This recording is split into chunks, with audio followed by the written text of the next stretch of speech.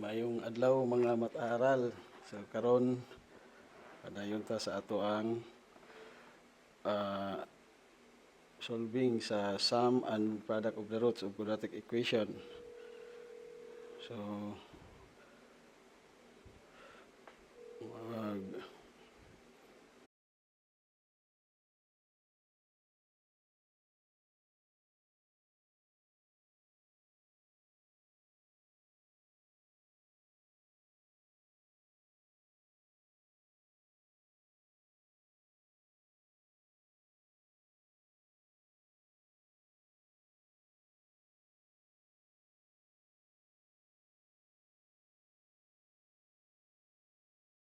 baluta nga ang sum of the roots ang equation x sub 1 plus x sub 2 is equal to negative b over a. Unya ang product of the roots ang equation nga ato nang gipakita dito sa una na itong video. So ang equation sa product of the roots is x sub 1 times x sub 2 is equal to c over a.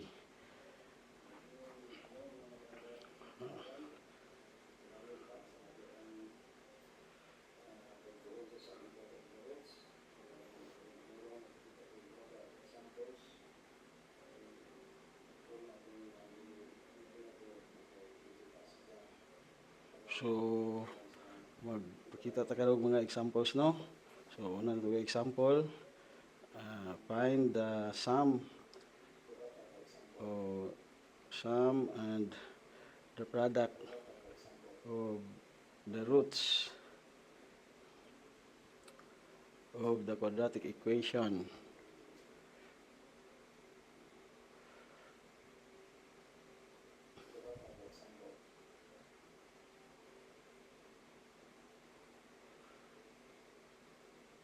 Find the sum and the product of the roots of the quadratic equation 2x squared plus 8x minus 10 is equal to 0.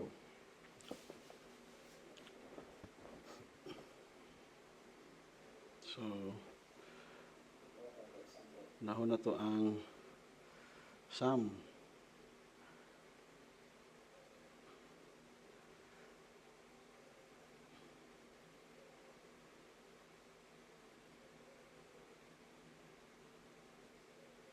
So, before na to i-solve or ipangitaw ng sum o product of the roots of the given quadratic equation, ato usang i-sure nga ang atong quadratic equation naka-standard form para dili ta masayop sa ato ang value sa a, b ug c. So kana ato ang given quadratic equation naka-standard form na kay ang iyang right side sa equation kay 0. So pwede na nato i-determine or kwaon ang value sa a, b ug c. So ang atong a is positive 2, muna siya ang numerical coefficient sa quadratic term. Ato ang b is positive 8, muna ang numerical coefficient sa linear term, ug atong c negative 10, muna atong constant term.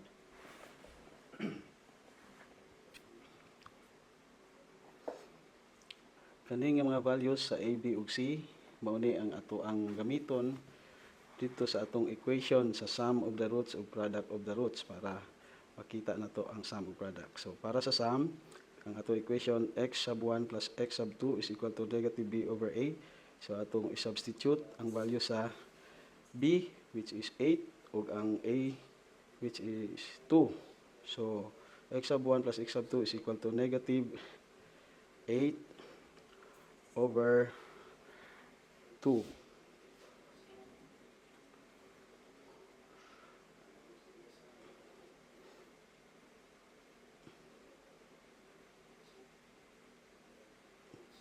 So x sub 1 plus x sub 2 is equal to negative 8 over 2.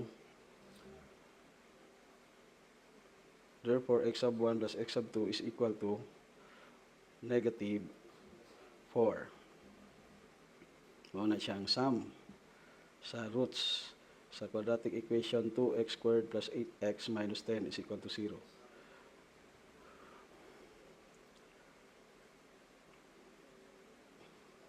Karon ato na sang pangitaon ang product of the roots.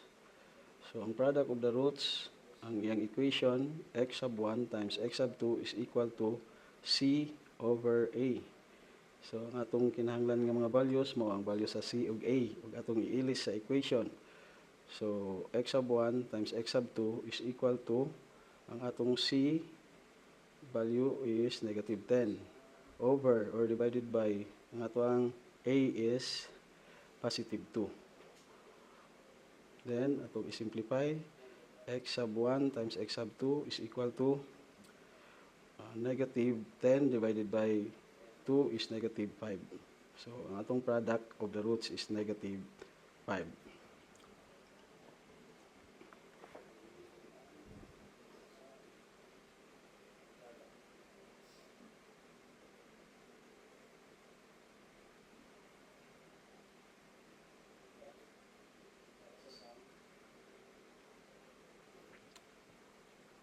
Karon atong i-check no kung ang ato abang sum of the roots nga negative 4 o product of the roots nga negative 5 insakto. So atong i-check pinaagi sa pag-solve sa given quadratic equation nga 2x squared plus 8x minus 10 is equal to 0. So ang atong gamiton diri bisag unsa nga method dito sa upat ka method nga ato nang natun-an sa unsaon pag-solve ang quadratic equation. So atong gamiton kay since na naman tay value sa a, b ug c, so pwede ta mag quadratic formula. So quadratic formula, x is equal to negative b, positive negative, square root of b squared minus 4ac all over 2a. Kahuman atong ipang substitute lang ang mga value sa a, b ug c. So negative natay b, so atong ilisan og positive 8. So negative plus and minus na napoy b, so ilisan sa positive 8. 8 squared minus 4 na po tayo a. So ang atong a is positive 2. So atong positive 2 times c. Ang atong c is negative 10. So isa itong negative 10 ang c.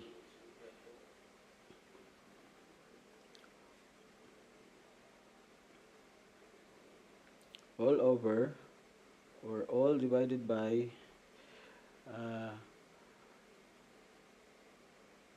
2 times a.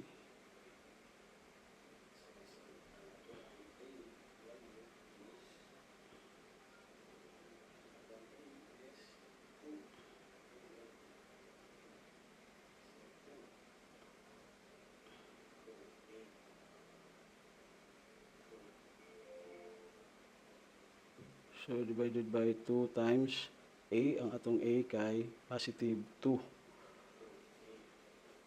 2 times 2. Then atong i-simplify. So nanatakaroy x is equal to negative times positive 8 is negative 8. Positive negative square root of 8 squared means 8 times 8, so that's 64. Then negative 4 times 2 is negative 8. Then negative 8 times negative 10 is positive 80. Then all divided by or all over 2 times 2 is 4.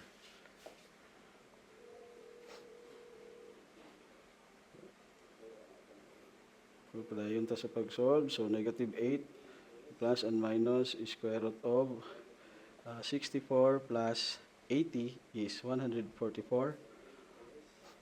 all over 4.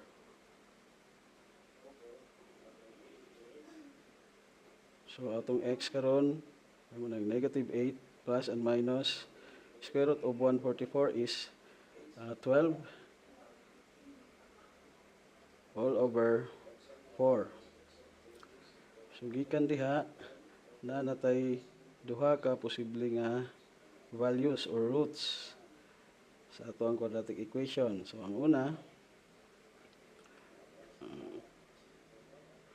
natay x sub 1 is equal to negative 8 plus 12 over 4. Then, ang ikaduha, x sub 2 equals negative 8 minus 12 all over 4. Pagkahuman atong i-simplify. So, x sub 1 is equal to negative 8 plus 12 is equal to positive 4 over 4. So, ang atong unang root or x sub 1 is equal to positive 1. Wala, ito ang unang root. Sunod, itong x sub 2 is equal to negative 8 minus 12 is negative 20 all over 4. So, x sub 2 is equal to negative 20 divided by 4 is negative 5. So, ano itong duha ka roots? Ang una, positive 1. Kaduha, negative 5. So, karon ito ang i-multiply o i-add. So, 1 plus negative 5 is negative 4. Then 1 times negative 5 is negative 5. So, tama ang ato ang sum and product of the roots. So, para mas mapakita pa yun na ito nga insakto, so pwede na ito i-substitute ang atong x sub 1 o x sub 2 sa atong equation sa sum of product. So, ang sum is x sub 1 plus x sub 2 is equal to negative 4. So, atong ilisan karon ang x sub 1 ug 1, ang x sub 2 isa to negative 5. So, 1 plus negative 5 is equal to negative 4. Is equal to negative 4. So, true. So, nata-satisfy ang atong equation. Sabot pasabot, tama ang ato ang roots. Ato po siyang i-check sa equation sa product of the roots. So, equation sa product of the roots is x sub 1 times x sub 2 is equal to negative 5. Negative 5. So, substitute or atong iilis ang x sub 1 ug first root ug second root. So, 1 times negative 5 is equal to negative 5. So, 1 times negative 5 is negative 5. Is equal to negative 5. So, nasatisfy po sa atong equation. Nasatisfy po sa atong mga roots ang atong equation. So, tinuod, subot pasabot, ang sum of product of the roots nga ito nakita, insakto or tama, ang mga roots sa tama. So, muna siya ang ato ang example number 1.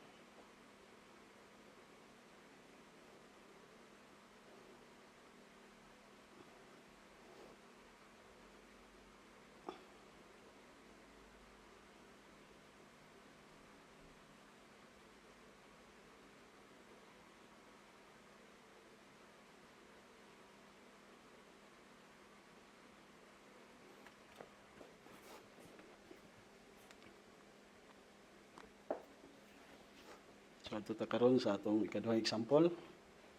Example 2.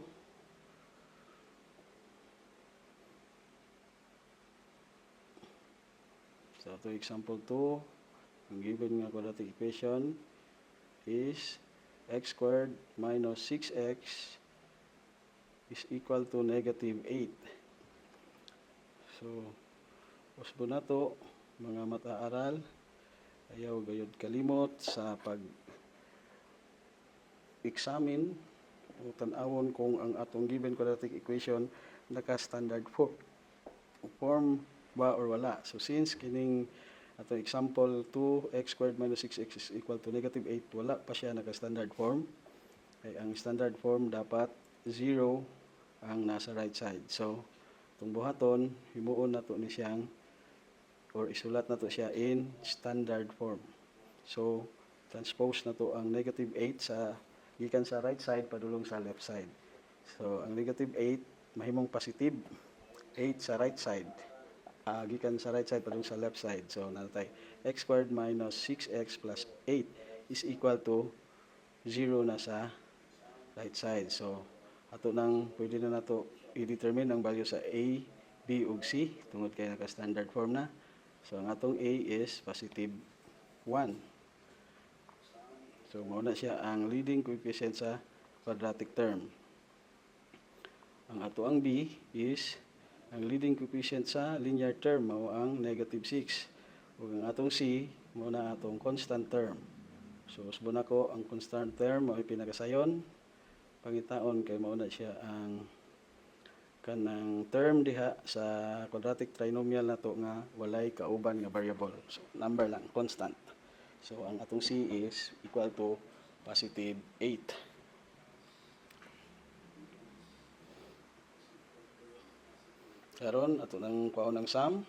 So ang atong equation sa sum is x sub 1 plus x sub 2 is equal to negative b over a.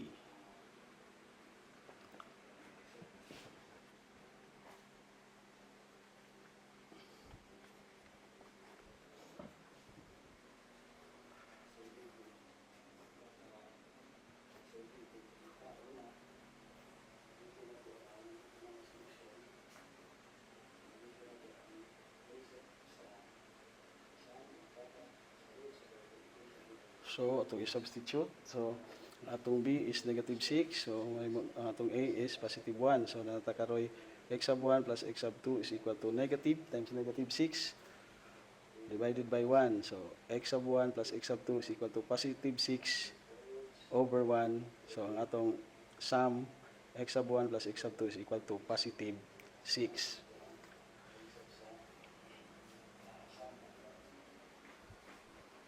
Karon ang atong product, so ang atong equation sa product of the roots is x sub 1 times x sub 2 is equal to c over a. Then atong i-substitute ang mga value sa c ug a. So ang atong c is positive 8, ato ang a is positive 1.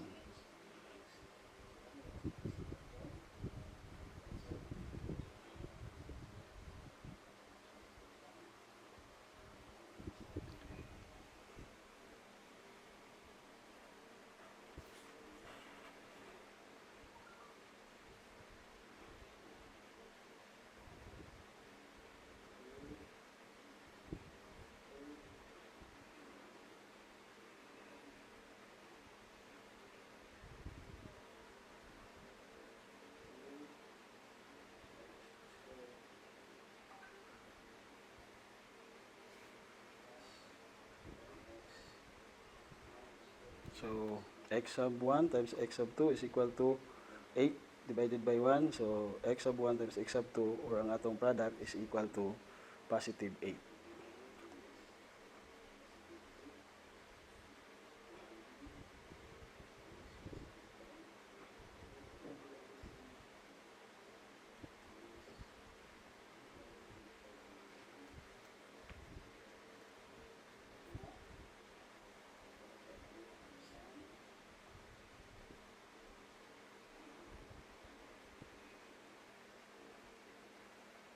So, naroon natong pangitaon ang mga roots sa quadratic equation nga x squared minus 6x is equal to negative 8. So, ang mga roots, magnita kita og duha ka numero nga kung atong i-add or i-plus, mo gawas ning sum nga 6, positive 6. Unya, kung atong i-multiply or kuha na to ang product, mo gawas ang positive 8. So,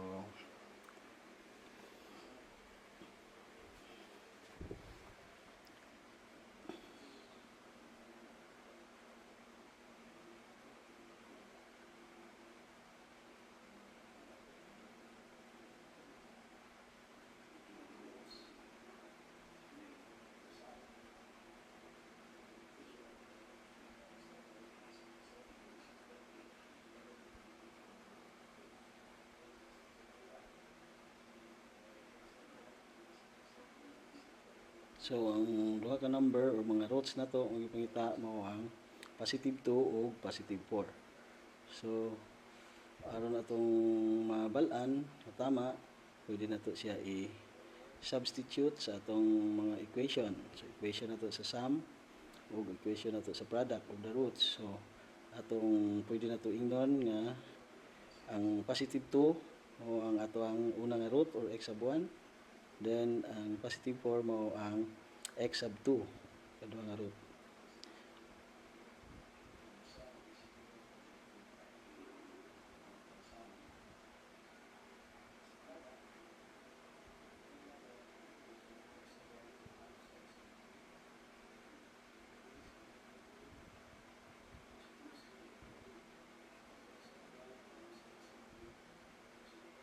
So kung atong i-substitute ang x sub 1 ug x sub 2 sa equation sa atong sum, so nata karoy x sub 1 is equal to 2, x sub 2 is equal to 4. So ang sum is x sub 1 plus x sub 2 is equal to positive 6. So ilisan na to ang x sub 1 ug 2 plus ang x sub 2 ilisan og 4.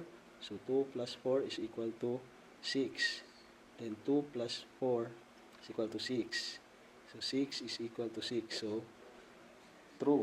So buot pasabot na satisfy sa ato ang roots ang atong equation. So buot pasabot tama ang ato ang roots. So ang atong product, ito pong i-check diri sa equation sa atong product. So x sub 1 times x sub 2 is equal to positive 8. So x sub 1 ilisan nato og 2, then x sub 2 ilisan og 4, then is equal to 8. So 2 times 4 is equal to 8. So 8 is equal to 8. So na-satisfy usab sa ato ang equation sa product of the roots. So buot pasabot ang ato ang roots nga nakita nga positive 2 ug positive 4 mao ang insakto nga roots sa ato ang quadratic equation.